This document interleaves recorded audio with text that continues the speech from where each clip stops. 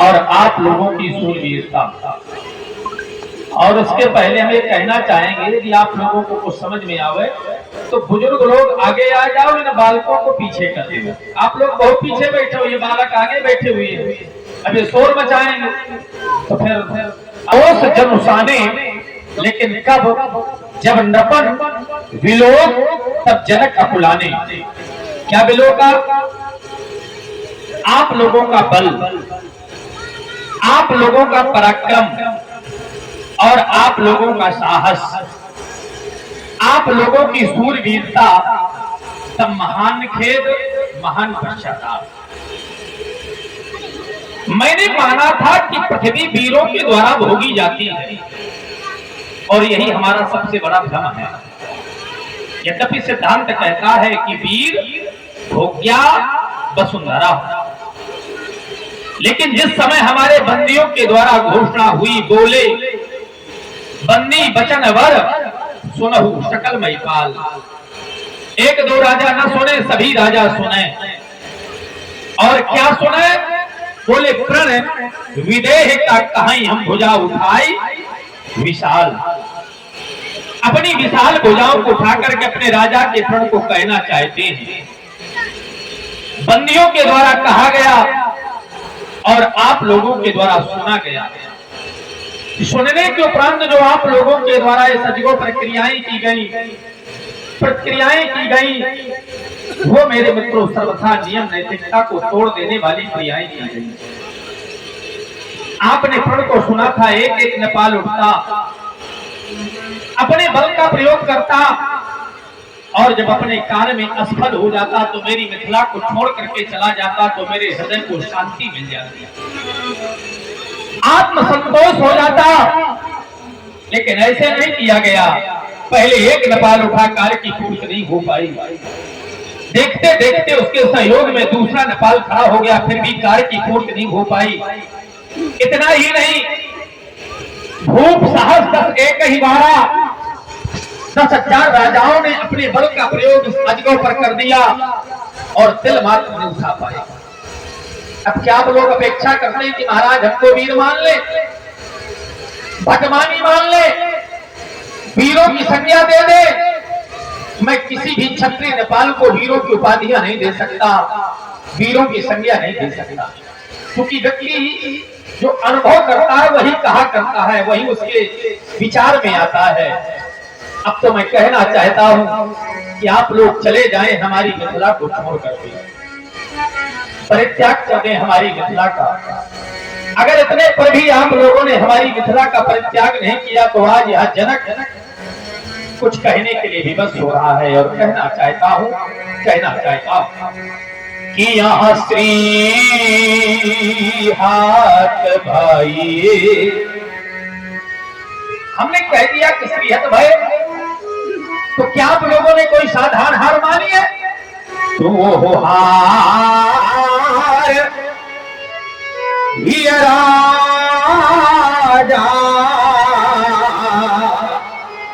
हृदय से हार माने में हो। और हृदय से हार मानने को प्रांत व्यक्ति क्या करता है? उस स्थान को छोड़ करके चला जाता है। लेकिन आप लोगों के द्वारा ऐसा नहीं किया गया।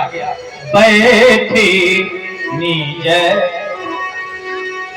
बल का प्रयोग किया, अजगों पर असफल हुए तो चले जाते, लेकिन नहीं, बैठे नीचे निज चाही ये समाज। लेकिन कब बैठे?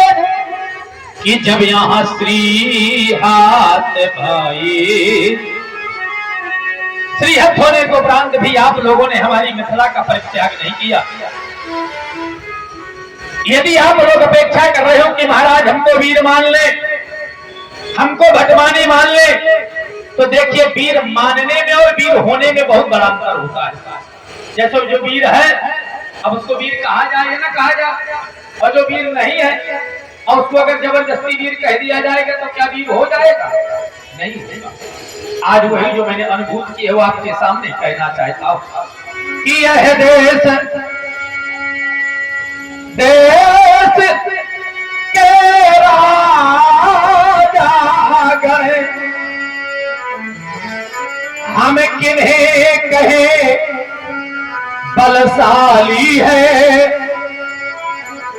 पर हमको यहाँ विश्वास हुआ ये पृथ्वी वीरों से खाली है।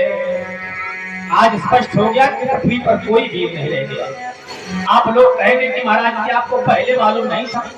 अच्छा ईमानदारी से बताओ कि मुझे पहले मालूम होगा तो क्या मैं जानबूझ करके पढ़ करके समाज में हंसी कराता? समाज का अगर एक उपेक्षित से उपेक्षित व्यक्ति होगा, निंदनीय से निंदनीय व्यक्ति होगा, वो भी ऐसा कार्य नहीं करेगा कि समाज में हमारी हंसी हो जाए।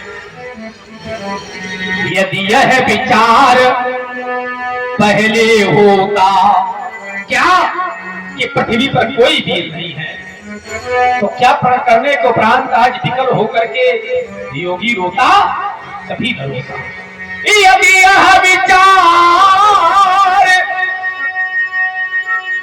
पहले होता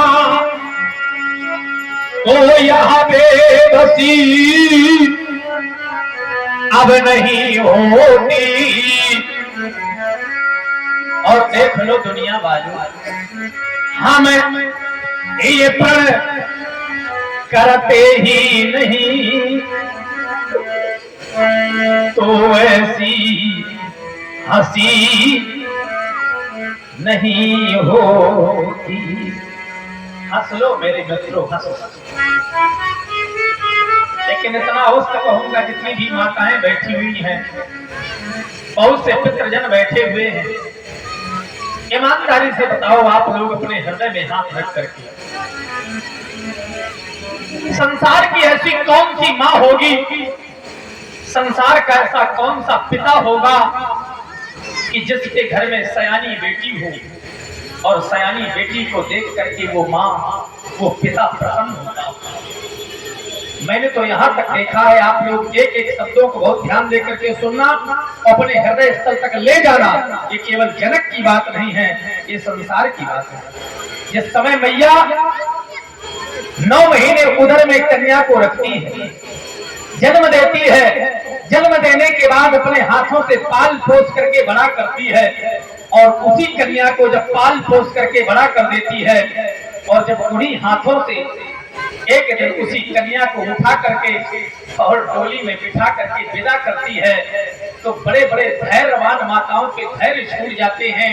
बड़े बड़े कठोर से कठोर हृदय के पिताओं के हृदय मेरे मित्रों द्रवीभूत हो जाते हैं, हृदय पिघल जाते हैं। मैं तो यहाँ तक कहा करता हूँ, हमारी सामर्थ्य क्या है। आचार्य तुलसी लिखते हैं कि जिस समय बेटी सयानी हो जाती है, एक बार सयानी बेटी को मैया बुला करके अपनी गोद में बैठा लिया करती। अधिक समय गोद बैठारी, जिस समय बेटी सयानी हो जाती है तो माँ का प्रेम हम दुगना कह दे, चौगुना कह दे, कितना कह दे, फिर भी कम है। माँ का प्रेम बढ़ जाता है कि जिस बेटी को मैंने जन्म दिया है, पाल पोस करके बड़ा किया है, आज वो समय आ गया है कि मेरी बेटी मुझको छोड़ करके चली जाए। सयानी बेटी को मैया बुला करके अपनी गोद में बैठा लेती है। अधिक समय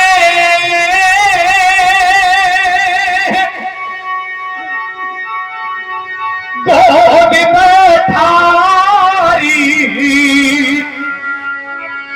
और क्या केवल मैया अपनी बेटी को केवल गोद में बैठाती है? तो नहीं, जिस समय बेटी के नेत्रों से नेत्र मिलाती है तो माँ के नेत्रों से झरझर झरझर आंसू बहने लगते हैं। अधिक समय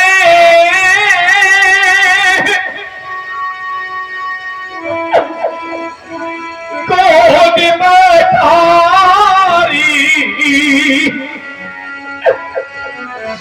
और श्याम सरोज ये नयन बापारी। मैया के नेत्रों से अश्रु बहने लगते हैं, कहती है, वाह हरी बेटी, कैसा तुम्हारा जन्म है, कैसी रचना की है विधाता ने तुम्हारी। जन्म कहीं पर होता है, माता पिता प्रेम स्नेह से पाल पोस करके बेटी को बड़ा कर देते हैं, और एक दिन वो आता है कि इन्हीं हाथों से माँ और पिता अपनी बेटी को उठा करके और डोली में बिठा करके विदा करते।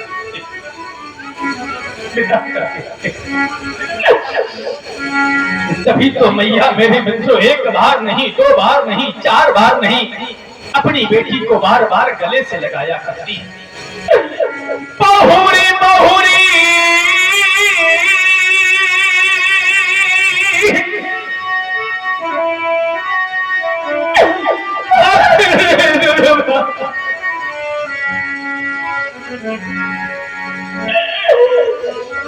मैया बार बार अपनी बेटी को गले से लगाती।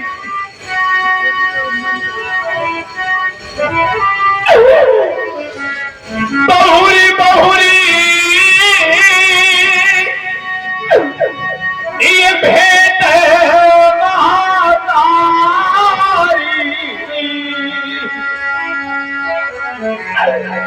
बार बार भैया अपनी बेटी को गले से लगाती है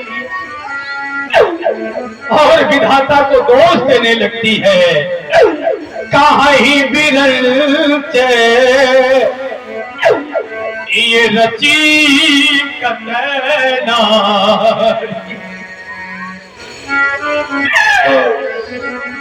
मैया कहने लगती है, विधाता तूने कैसी रचना की है बेटी की, जिस बेटी को मैंने पाला पोसा आज उसी बेटी को मैं अपने हाथों से कैसे विदा कर पाऊं, कैसे विदा कर पाऊं। कहाँ ही बिरच ये रची कतनारी। संसार में तेरे मित्रों बेटी चाहे किसी धनवान की हो, बेटी चाहे निर्धन, सुन लेना बैठी हुई माताओं, बेटी चाहे किसी महलों वालों की हो और बेटी चाहे झोपड़ी वालों की हो, लेकिन बेटी का जीवन ऐसा होता है, जरा विचार करना, बेटी का अपना कोई निज का जीवन ही नहीं होता। जब तक बेटी अपने पिता के यहाँ रहती है तो पिता के अधीन रहती है, और वही बेटी जब ससुराल चली जाती है तो अपने पति के अधीन हो जाती है।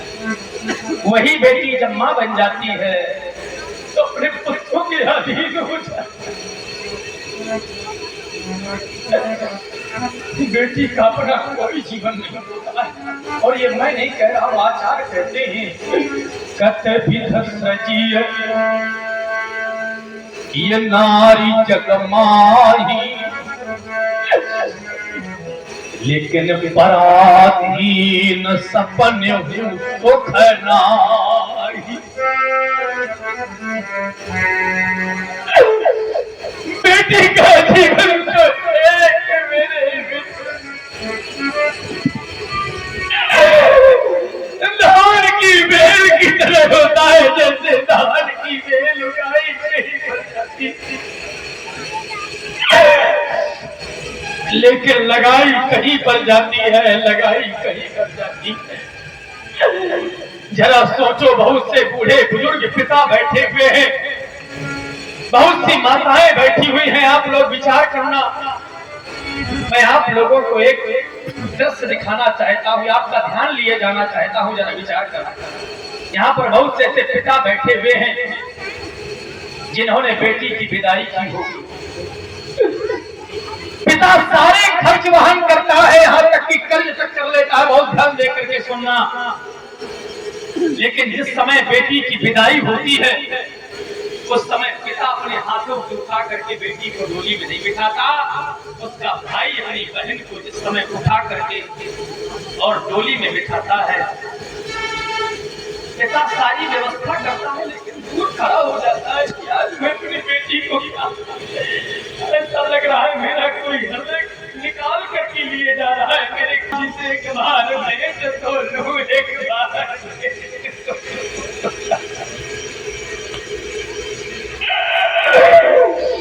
लेकिन मेरे मित्रों पिता तो अपनी बेटी के पास में जाता तक नहीं है कि आज मैं अपनी बेटी को कैसे अपने हाथों से विदा कर पाऊंगा, कैसे विदा। ऐसा बेटी का जीवन होता है। हाय रे दुर्भाग्य, आज आज मैं कहां तक कहूं, तभी तो मैं कहा करता हूं, जरा विचार करना कि बेटी को चाहे सब कुछ दे दो, चाहे जितना धन दे देना। हाँ, ये करोड़ों से सुने हुए राजस जिंदगी की सुंदर वाणी आप मैं तो कहा करता हूँ, सुन लेना बैठी हुई माताओं, कितना भी आप लोगों ने धन दिया हो, कितनी संपत्ति दी हो, लेकिन उसके बदले कोई भी पिता, कोई भी माँ अपने बेटी को प्रसन्नता से विदा नहीं कर पाते। मैं तो कहा करता हूँ कि बेटी को चाहे सब कुछ दे दो, यहाँ तक कि कर्ज तक कर लेना। बेटी को चाहे सब कुछ दे दो, पर दिल में संतोष नहीं हो। ये बेटी की प्रथम वो विदाई में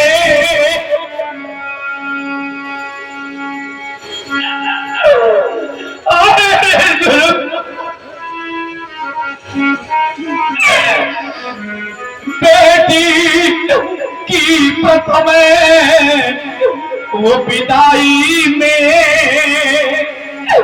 ये हर मात पिता देखा रोता। देख लो आज सभी माताएं रो रही है, बहुत से बूढ़े बुजुर्ग पिता रो रहे हैं। आप लोग इस बात का प्रमाण है कि आप लोग बेटी वाले, और तभी तो मैं कहा करता हूँ कि जिन आंखों में आंसू होंगे, आज जितनी भी माताएं रो रही हैं, जितने भी पिता रो रहे हैं, आप लोग इस बात का प्रमाण है कि आप लोग बेटी वाले। जिन आंखों में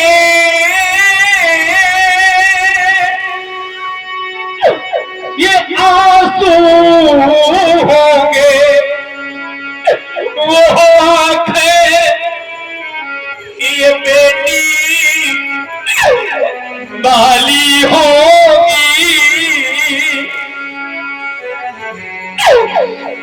और जो माँ यहाँ अब रो रही है, वो माँ बेटी वाली।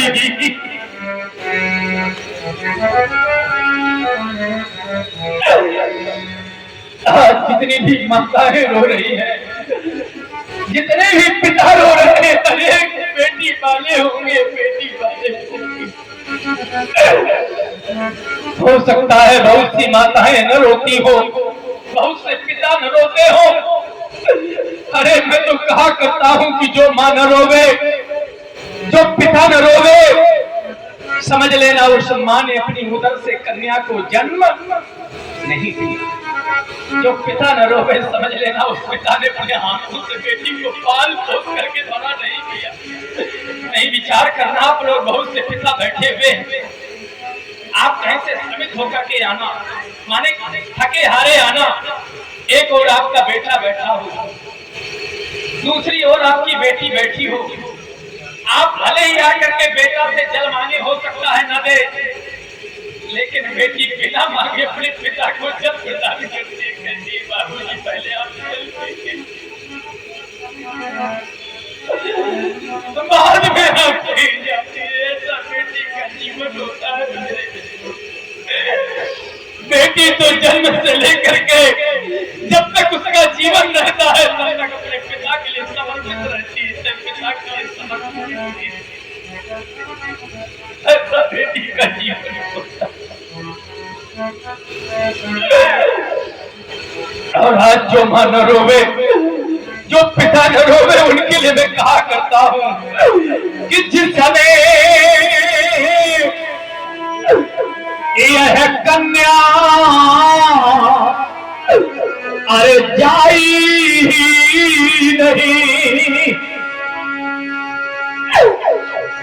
जिस माँ ने कन्या को जन्म नहीं दिया, जिस पिता ने बेटी का पालन पोषण नहीं किया, वो माँ वो पिता बेटी के सुख और दुख को क्या जान सकता है।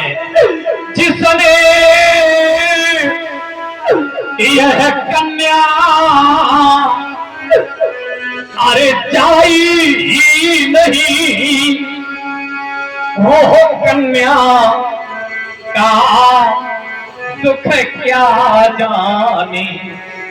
और जिस पैर बिमाई अरे फटी ही नहीं, वो पीर बनाई क्या जाने। जिस पैर बिमाई अब फटी नहीं, वो पीर बनाई क्या जाने।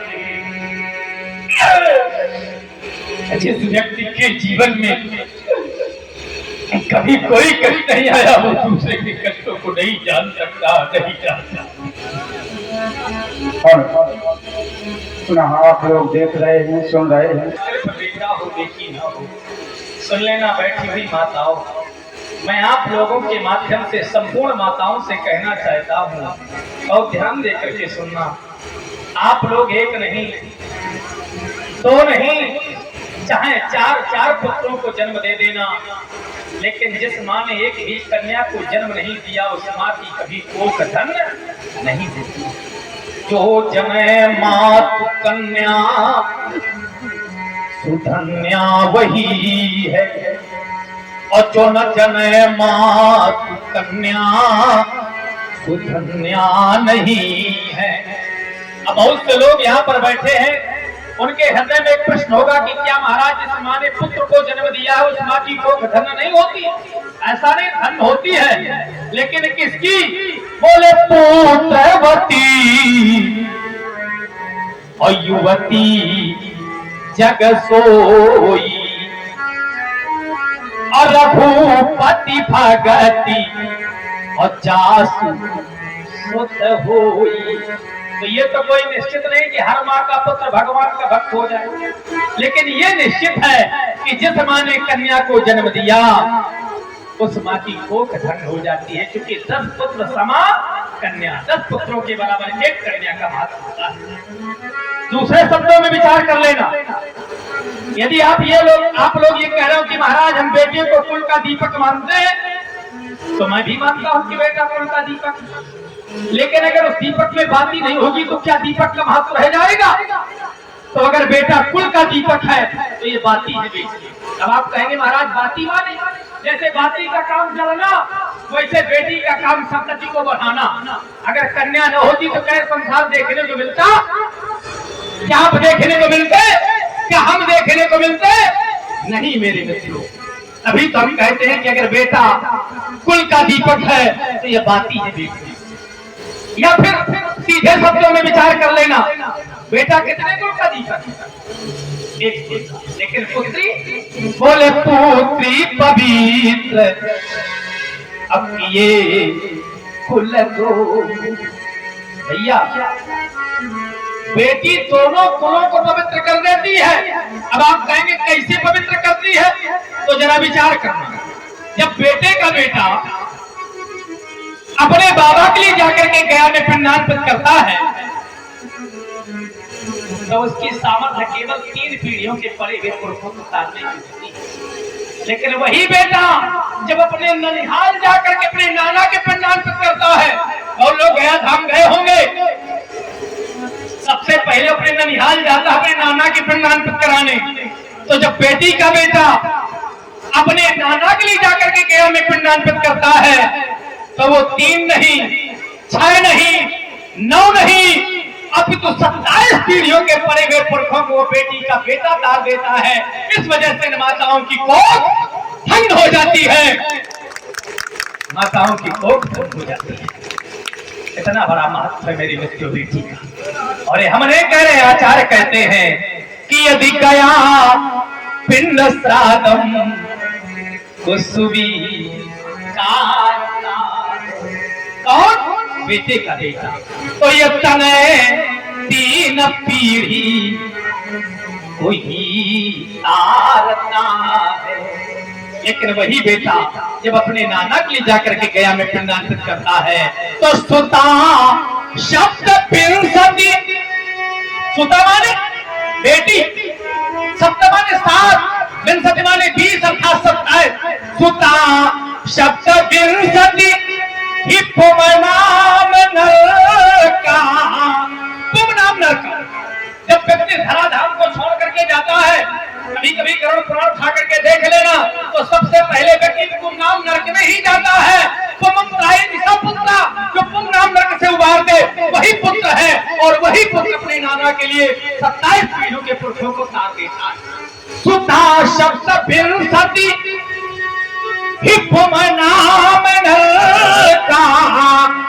और ये मैं नहीं कह रहा, यह त्रायेति पिता निगम गा रहे हैं, यह त्रायेति पिता निगम गा रहे हैं। वो बेटी का बेटा 27 पीढ़ियों के पड़े हुए पुरखों को साथ देता है, लेकिन फिर भी माताएं कहती हैं कि हमारे सिर्फ बेटा हो, बेटी ना हो। ऐसा नहीं है। समाज में ये भी लोग कह सकते हैं क्या महाराज आप बेटों की उपेक्षा कर रहे हैं और बेटियों की अपेक्षा कर रहे हैं? ऐसा भी नहीं है।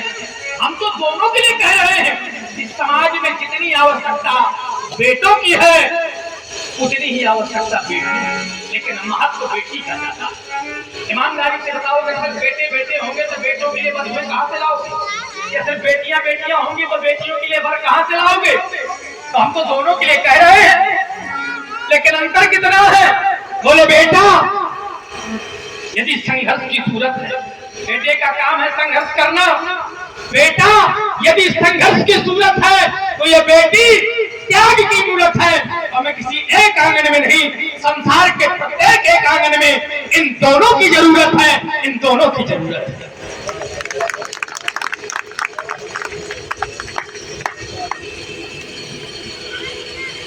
आप है यदि कन्या न होती न ये संसार होता। अगर कन्या न होती तो मेरे मित्रों न आप होते न हम होते।